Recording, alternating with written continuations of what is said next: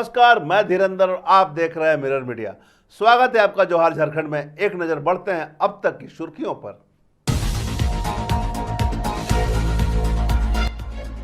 साहिबगंज में एसीबी की बड़ी कार्रवाई, आवास योजना में घूस लेते पंचायत सचिव रंगे हाथों गिरफ्तार।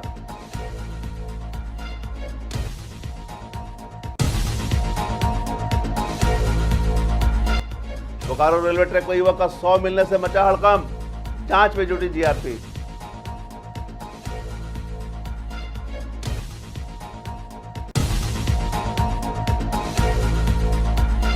हजारीबाग में वज्रपात की चपेट में एक ही परिवार के आए 3 महिलाएं सदर अस्पताल में इलाजरत।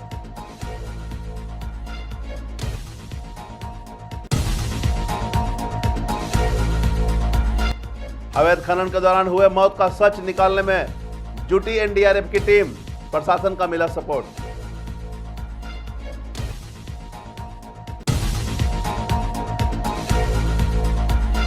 और रांची की हिंदपीढ़ी में छोटा तालाब और निजाम नगर बस्ती में घुटने भर पानी में जाने को लोग मजबूर, नगर निगम की चुप्पी पर उठ रहे सवाल। अब खबरें विस्तार से।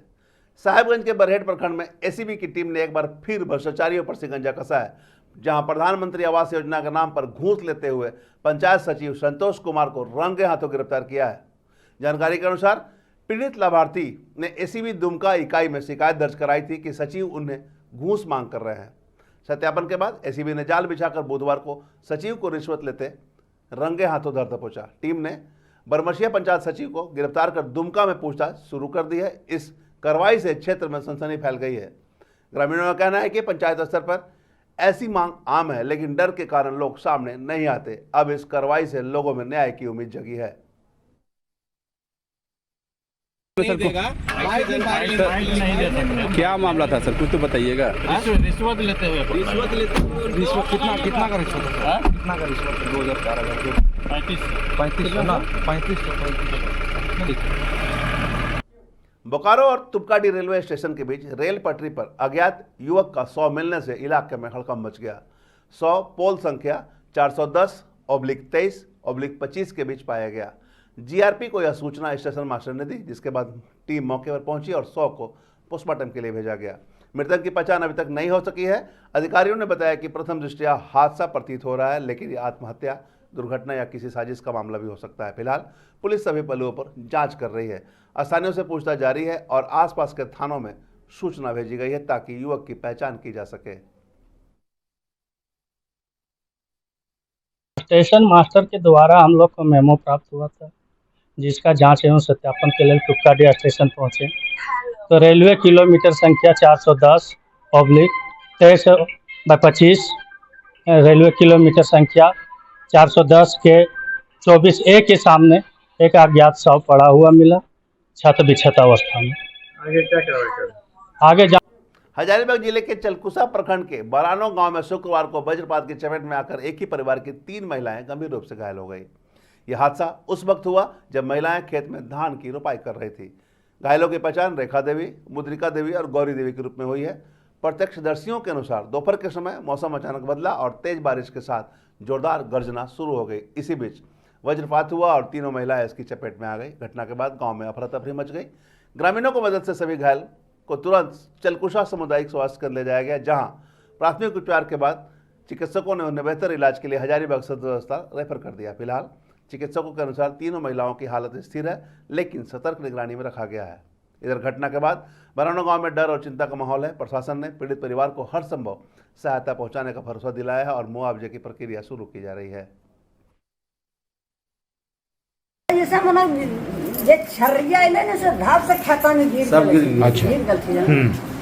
तो आप लोग एक ही जगह पर धान रोप रहे हैं? इनके गोतनी हुए गौरी देवी के, और रेखा देवी आपकी पुतो हुई, सब अपने में। तो सब लोग धान रोप रहे। अब बिजली अति गिरा कहाँ पर? कहाँ पर बुरा नहीं गिरले, खाली चटकले अच्छा, तो कैसा महसूस हुआ था? मैंने कि लगा कि कोई मैंने कुछ लग रहा है कि ऐसा कुछ लगा कि आपको भी कुछ आभास हुआ क्या? हाँ। कैसा लगा? आवाज यहाँ झनझना लगले पूरा एकदम। और ये लोग गिर गई थी खेते में? गिर गए खेते में। करंट जैसा पूरा करंट जैसा लगा। तो आप गिर गई वहाँ पे? गिर गए, मेरा पैर में नहीं लग रहा था। वहाँ पर कितने लोग थे आपके साथ और लोग? तो सास थी, हम 3 गो गोतनी। अच्छा, तो वज्रपात थोड़ा दूरी पर हुआ था? वही पूरा झंझान लगा कि यहीं गिरा, इस तरह लगा कि बगले में गिरा? काफी करंट जैसा लगा? हाँ, पूरा करंट जैसा लगा। बघमारा में गुरुवार की शाम आखिरकार अवैध खनन के दौरान हुए हादसे का सच जानने के लिए पहुंची एनडीआरएफ की टीम ने रेस्क्यू काम शुरू कर दिया। इस दौरान बीसीसीएल के अधिकारी, पुलिस और जिला प्रशासन की टीम भी मौके पर मौजूद रही। बता दें कि एनडीआरएफ की टीम को आए हुए 24 घंटे बीत जाने के बाद रेस्क्यू काम शुरू किया गया है। घटनास्थल पर फिलहाल 35 लोगों की टीम मौजूद है, जो अब से रेस्क्यू का काम संभाली हुई है। वहीं पूरे मामले पर बघमारा सीओ बालकिशोर महतो ने घटनास्थल की जानकारी नहीं होने का हवाला देते हुए टिप्पणी करने से मना कर दिया था। इसके साथ ही सारी जिम्मेवारी एनडीआरएफ की टीम के भरोसे छोड़ने की बात कही थी। इसके अलावा रेस्क्यू के काम में हुई देरी को लेकर जब सवाल जवाब किया गया तो उन्होंने कहा कि उन्हें गिरिडीह सांसद चंद्रप्रकाश चौधरी और जदयू विधायक सरयू राय के बताए हुए जगह या फिर उनके द्वारा लिया गया जायजा स्थल की कोई जानकारी नहीं है। वह उल्टे मीडिया से ही सवाल करते नजर आए। उनका कहना था कि मीडिया को अगर स्पॉट की जानकारी है तो वही बता दें। हालांकि बाद में मीडिया के सख्त होने पर उन्होंने अवैध खनन और उसके कई जगहों के होने की जानकारी को माना। बहरहाल अब देखना होगा कि एनडीआरएफ की टीम मिट्टी के नीचे से कितना सच और कितना झूठ बाहर निकाल पाती है। जहाँ जहाँ ये सब खाया गया वहाँ पे आप देखिए। अभी एनडीआरएफ की टीम से हमारी भी बातचीत हुई, बोला जिला प्रशासन की तरफ से कोई सहयोग नहीं मिल रहा है, कौन सा स्पोर्ट है वो नहीं दिखाया गया, इसलिए हम लोग नहीं जा पाते। क्या कहेंगे? स्पोर्ट आपको जानकारी है? मैं क्यों बताऊं? बताइए आप। एनडीआरएफ का ये आरोप है। स्पोर्ट आपको है जानकारी, मेरे से पास तो कुछ नहीं है।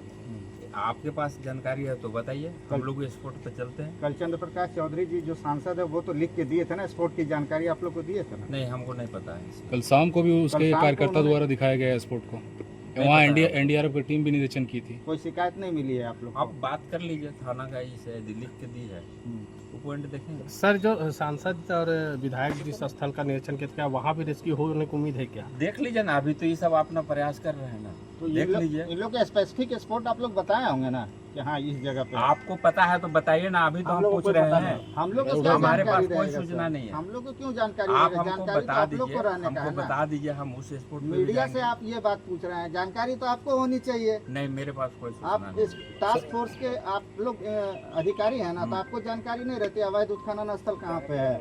बहुत जगह पॉइंट पे मतलब है। आप लोग क्या और कार्रवाई उस करते सारे हैं? पॉइंट पे जा रही है। तो आप लोग कार्रवाई क्या करते हैं? कैसे अवैध उत्खनन में इस तरह का हादसा हो गया? जब आप लोग टास्क फोर्स के अधिकारी है तो कैसे हो गया?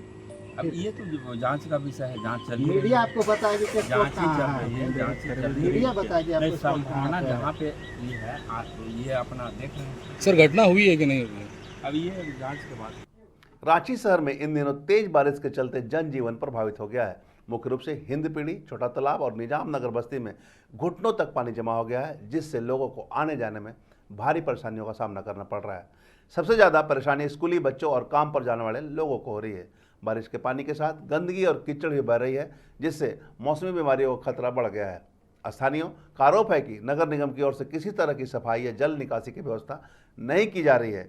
इस बीच मौसम विभाग ने 24 से 25 जुलाई तक येलो अलर्ट भी जारी किया है। ऐसे में शहरवासी लगातार प्रशासन से राहत की गुहार लगा रहे हैं, लेकिन निगम और प्रशासन पूरी तरह से मौन है।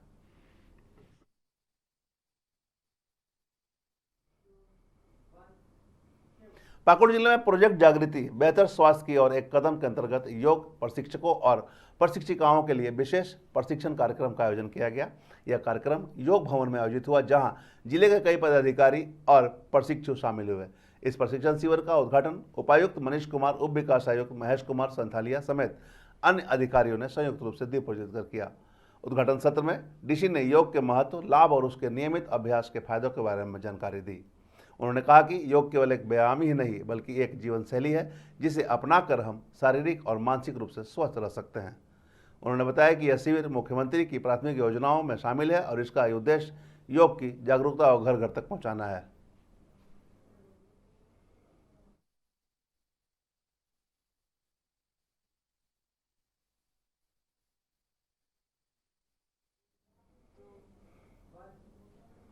गुमला के सिसई प्रखंड क्षेत्र के जलका गांव से बदना उराव नामक एक युवक पिछले दिनों रोजगार की तलाश में हिमाचल प्रदेश के नैना गया हुआ था। वहां पर पहुंचने के बाद अचानक से वह लापता हो गया और उसका मोबाइल भी बंद हो गया। उसके साथियों ने जब इसकी सूचना परिजनों को दी तो गांव में दुख का माहौल हो गया। वहीं श्रम अधीक्षक गुमला पुनीत मिंज से बात की गई तो उन्होंने स्थानीय थाना में सनहा दर्ज कर प्रति मांगी है ताकि वह स्टेट माइग्रेशन टीम को उसे ढूंढने के लिए भेज सके।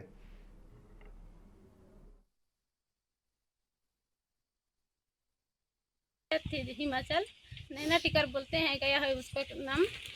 गया उसके बाद अच्छी बातचीत हुआ वहाँ पर पहुँच के, इसे ही पहुँच के वहाँ पर 9-10 बजे रात को इसे निकला और लापता हो गया है। फोन लगा रहे तो सही जब बता रहा है। मेरा छोटा भाई था, कमाने लिए गया, वहाँ पर पहुँचा और वहाँ पर रूम पर पहुँच के वो गुम हो गया कि यहाँ पर हम लोग उस समय से फ़ोन नहीं लग रहा है, हम लोगों को यहाँ परेशानी हो रहा है, फ़ोन लग रहा है ना क्या कर रहा है। वहाँ पर भी दोस्त लोग बोल रहा है कि वहाँ पर भी नहीं है, तो 2 दिन का बाद बताए कमाने के लिए। उसके बाद खाना वाना गया था, खाया, उसके बाद थोड़ा निकल गया, उसके बाद ना पता है। इसलिए मेरे जितना भी झारखंडी लोग हैं, चाहो कि जो भी मिलते हैं उन लोग को हम जोहार करते हैं, मेरे बच्चा को थोड़ा ढूंढने का कोशिश करें। नैना कहाँ, हिमाचल प्रदेश? हाँ वही जगह में है। तो उससे कभी फ़ोन में बातचीत नहीं, बात तो नहीं हुआ, उनका मोबाइल। जोहार झारखंड में अब तक बस इतना ही। देश और दुनिया की तमाम खबरों के लिए बने रहे मिरर मीडिया के साथ।